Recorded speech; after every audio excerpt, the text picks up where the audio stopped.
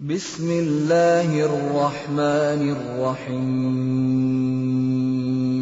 ما كان إبراهيم يهوديا ولا نصرانيا ولكن كان حنيفا مسلما وما كان من المشركين إن أولى الناس بإبراهيم للذين اتبعوه وهذا النبي والذين آمنوا والله ولي المؤمنين. صدق الله العظيم. ما كان إبراهيم يهوديا ولا نصرانيا. Bukanlah Nabi Ibrahim itu seorang penganut agama Yahudi dan bukan pula penganut agama Kristian. Walakin kana hanifan muslima, tetapi dia seorang yang hanif, lagi pula menyerah diri kepada Allah. Wa ma kana minal musyrikin, bukanlah pula Ibrahim dari golongan musyrikin. Mereka dakwa bahawa Ibrahim itu agama Yahudi. Kata orang Yahudi, Ibrahim itu agama Nasara, kata orang Nasara. Mereka kedua-duanya berebut tentang Nabi Ibrahim ini. Masing-masing mendakwa agama masing-masing. Ini Ibrahim penganut Yahudi dan satu lagi pula mengatakan penganut agama Nasara. Jadi kalau begitunya, mereka ini ditolak oleh Al-Quranul Karim dalam ayat terdahulu. Mereka tidak punya maklumat tentang sejarah. Jika mereka mempunyai maklumat tentang sejarah, mereka malu untuk membuat dakwaan seumpama itu. Kerana bukankah Nabi Ibrahim ini ajarannya, kebangkitannya mendahului Nabi Isa dan Nabi Musa. Nabi Musa sebagai Nabi kepada Bani Israel datang jauh lebih kemudian daripada Nabi Ibrahim. Demikian juga Nabi Isa. Bagaimana mereka boleh buat dakwaan seumpama itu jika mereka punya ilmu? Mereka tidak punya ilmu. Ma laisa lakum bihi ilmun. Quran menegaskan Ibrahim bukan agama Yahudi, Ibrahim bukan agama Nasrani. Tidak. Maka Ibrahimu Yahudiyyan wala Nasraniyya. Mengapa mereka rebutkan tentang Ibrahim ini? Kerana semua bangsa, semua agama mengakui kehebatan Ibrahim. Hebat Nabi Ibrahim. Ibrahim ini hebatnya kerana dia boleh duduk di tengah-tengah masyarakat yang memecahkan berhala, tetapi dia boleh membawa arusnya sendiri. Dia boleh menegakkan agama tauhid di tengah-tengah masyarakat berhala yang terdiri daripada keluarganya yang rapat dengannya, ibu bapaknya, bapa saudaranya dan semua orang pada ketika itu memuja berhala. Ibrahim boleh bangun seorang diri dan keseorangannya dianggap sebagai ummah. Walaupun dia seorang diri tapi dianggap satu bangsa. Inna Ibrahim kana ummatan. Ibrahim adalah satu umat. Padahal seorang diri, seorang pun lawan dengan masyarakat dia lebih kuat. Jadi oleh kerana itu dia menjadi rebutan. Rebutan bagi Yahudi, rebutan bagi Nasara. Walakin kana hanifan muslima, tetapi Nabi Ibrahim itu hanif dan muslim. Dia bukan Yahudi, bukan Nasara, tetapi dia hanif. Hanif di dalam bahasa Arab maknanya dia cenderung kepada sesuatu. Cenderung kepada sesuatu. Jadi sesuatu yang dalam istilah Al-Quran pula, hanif ini maknanya cenderung kepada Islam, cenderung kepada agama tauhid. Itu hanif. Asal kataannya hanafa ini datangnya daripada hanif, datangnya daripada hanafa. Hanafa apabila sesuatu itu memihak kepada sesuatu yang lain. Dia ada daripada satu kumpulan, dia memihak kepada kumpulan yang lain, namanya hanaf dan sifatnya hanif. Lawan bagi hanafa dan hanif itu iaitu janafa. Janafa ini lawan kepadanya. Janafa daripada kebenaran dia memihak kepada kebatilan. Itu maknanya janaf. Janaf artinya menolak kebenaran. Janaf memihak kepada kebatilan. Hanif lawannya. Walakin kana hanifan muslima, tetapi Nabi Ibrahim ini adalah hanif. Hanif ni hanif muslim. Hanif muslim. Dalam sebelum Islam, zaman jahiliah sudah digunakan perkataan hanif ini. Hanif digunakan kepada orang yang menyembah berhala. Semua berhala, yakni masyarakat pada ketika itu memandang kumpulan yang benarnya ialah kumpulan yang ada Tuhan. Ada Tuhan. Tuhan pada ketika itu ialah berhala, patung dan sebagainya. Mereka dianggap hanif. Dan bila Al-Quran datang, Quran ubah hanif itu kepada makna yang sebaliknya, iaitulah hanif, kumpulan yang mempunyai agama tauhid, bukannya agama berhala. Oleh kerana itu, selepas daripada hanif ini dihubungkan dengan muslimat, bukan hanif jahili, tidak, tapi hanif muslim, hanif yang beragama Islam, yakni agama tauhid. Itulah Nabi Ibrahim AS. Jadi Yahudi tidak. Yahudi mereka bukannya beragama Islam, tidak menyerah diri mereka kepada Allah, tetapi Ibrahim menyerah dirinya kepada Allah. Oleh kerana itu tidak wajar dia disifatkan sebagai Yahudi ataupun Nasrani. Walakin kana hanifan muslima wa ma kana minal musyrikin. Ibrahim bukan agama musyrikin. Ayat ini menyatakan kepada kita, debat boleh dikuasai oleh Nabi sallallahu alaihi wasallam dan dengan mudah saja dapat mematah hujah lawan, kerana Nabi mempunyai maklumat sejarah yang lengkap tentang Nabi Ibrahim. Dan Nabi Ibrahim ini, Nabi kita tahu bahawa dia dibangkitkan daripada kumpulan mana, bagaimana bapaknya, bagaimana masyarakatnya, bagaimana sejarahnya diketahui. Oleh kerana itu ulama Yahudi yang ingin mendebatkan dengan perkara ini terpaksa terima hujah yang dibawa Nabi sallallahu alaihi wasallam.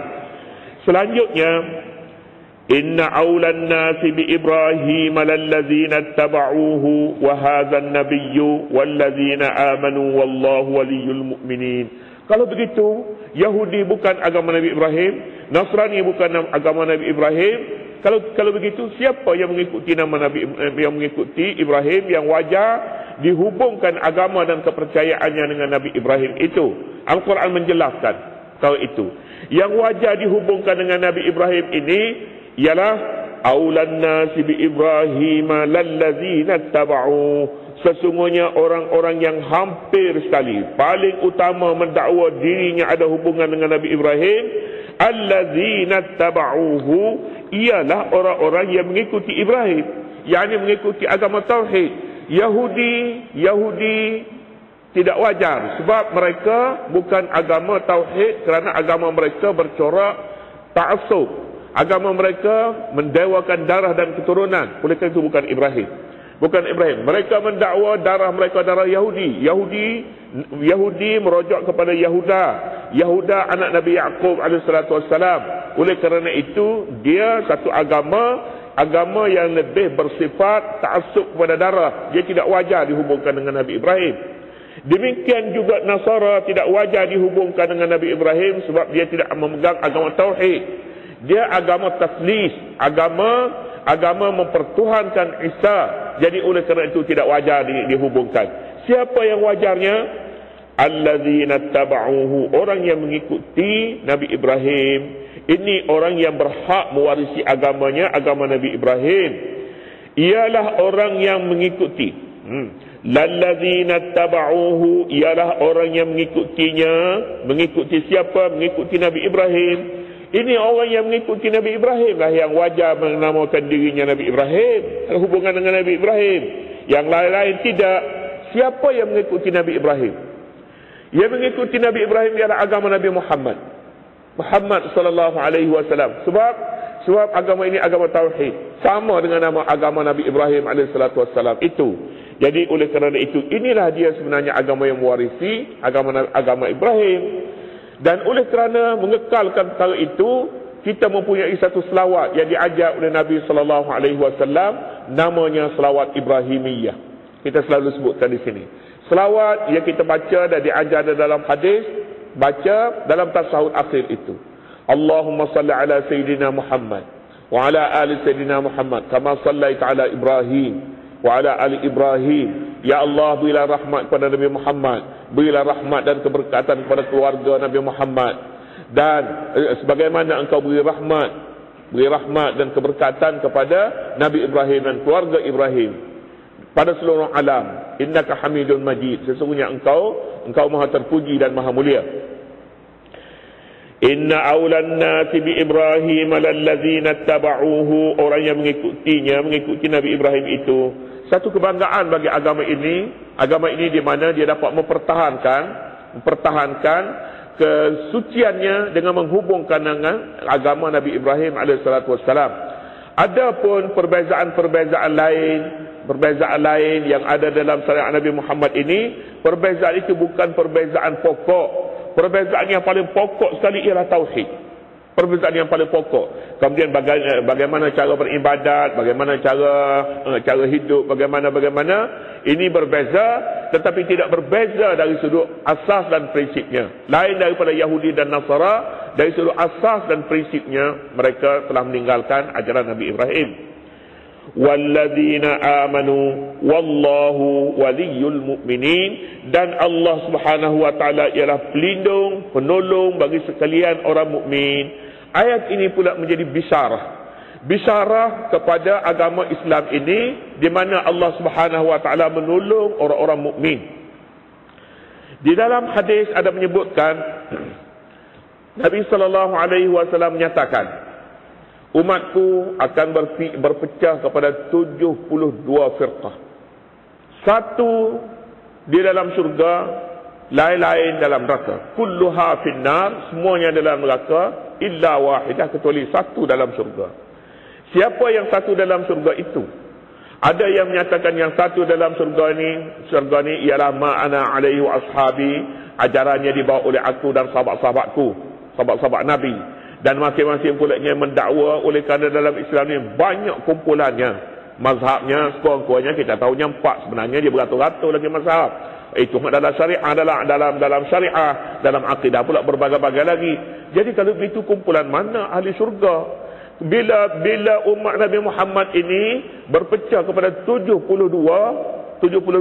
dalam satu riwayat menyatakan Yahudi berpecah kepada 72, umat Nabi Muhammad ni 73. Semuanya dalam neraka, satu saja dalam syurga. Bagaimana? Kalangan ulama mempunyai banyak macam pendapat. Sebab apa? Sebabnya nak selamatkan umat Islam ni takkanlah boleh dianggap perpecahan. Dia mazhab Hanafi, kita mazhab Syafi'i. Dia mazhab, dia kumpulan-kumpulan tertentu, kita masuk dalam kumpulan lain. Takkan ini boleh dianggap sebagai perpecahan. Kalau ini boleh dianggap perpecahan, maka terlalu malanglah bagi umat ini. Malangnya kerana sukar untuk mencari kumpulan mana yang tidak ditentukan oleh Nabi itu dianggap sebagai ahli surga. Ya, saya rasa satu saja jalannya untuk memahami hadis ini. Nabi kita menyatakan sataftariqu ummati, umatku akan berpecah. Nabi tidak menyatakan takrif bagi umat itu. Umat ni dia ada dua. Satu ummatul ijabah dan satu lagi umat ad-da'wah. Semua umat Nabi Muhammad, yang ahli yang kafir pun umat Nabi Muhammad, yang Islam pun umat Nabi Muhammad. 72 di dalam neraka itu orang kafir. Yang kafir. Yang Islam ini tak kira mereka daripada kumpulan mana pun, semuanya surga. Tak kira. 72 di dalam neraka, satu di dalam surga. Satu di dalam surga ini orang Islam yang tidak perlu dipisah-pisahkan lagi. Satu saja mazhab orang Islam ini apabila mereka menghadap kepada arah kiblat yang sama. Yang mazhabnya, yang partinya, yang kumpulannya, persatuan waktu tak kira. Perpecahan ini tak kira. Yang kiranya semuanya mereka ini mempertuhankan, beribadat kepada Allah Subhanahu wa taala, dia dikira satu. Ini dikira orang mukmin. Allah yang melindungi mereka. Jadi senang saja untuk kita nak jawabnya. Umat Nabi Muhammad ini ummatul ijabah satu, ummatul ijabah orang Islam. Ini semua orang Islam. Satu lagi ummatul dakwah, semua orang Islam dan orang bukan Islam pun. Jadi maksud umat di dalam hadis itu ialah ummatul dakwah. Umat yang perlu didakwah mereka. Orang kafir perlu didakwahkan mereka. Mereka umat Nabi Muhammad juga. Yang Nabi kata 72 di dalam neraka itu, 72 ini tak termasuk orang Islam. Orang bukan Islam. Orang bukan Islam 72. Mereka mempunyai banyak golongan, banyak kumpulan, berbagai-bagai agama mereka. Orang Islam satu saja kumpulannya, mereka semuanya masuk syurga. Semua orang Islam masuk syurga. Tak ada orang Islam yang kalau ada pun yang masuk neraka, dia masuk neraka tapi tidak kekal selama-lama di dalamnya. Satu hari nanti mereka setelah masuk neraka sekian lama masanya akan dimasukkan pula ke dalam syurga. Dan kita mempunyai berbagai banyak alasan. Alasan pertama sekali Nabi menyatakan barang siapa mengucap la ilaha illallah masuk syurga. Man qala la ilaha illallah dakhala al-jannah. Sesiapa yang mengucap la ilaha illallah nescaya masuk surga. Orang Islam semuanya mengucap la ilaha illallah. Tak kira dia mazhab mana sekalipun mengucap la ilaha illallah. Mukmin ni pulanya dia ada mukmin yang derhaka, mukmin asi dan mukmin tidak asi. Mukmin yang derhaka ini sabit dalam hadisnya masuk neraka dulu. Inilah wal-iyazubillah. Kita tak mau yang ni. Masuk neraka dulu sekian lama, kemudian baru dia bebaskan daripada neraka, dimasukkan pula ke dalam surga. Ini orang Islam ada macam tu. Tapi surga tetap surga kepada mereka. Ayat ni menyatakan, wallahu waliyul mu'minin, dan Allah ialah pelindung segala orang-orang yang beriman. Orang yang beriman, yakni beriman kepada Allah. Orang yang beriman kepada tauhid, mereka berkiblatkan satu, mengesahkan Allah Subhanahu wa taala. Ini orang mukmin. Orang ni tetap dimasukkan ke dalam surga. Seterusnya wadda ta'ibatu min ahli kitab. Allah.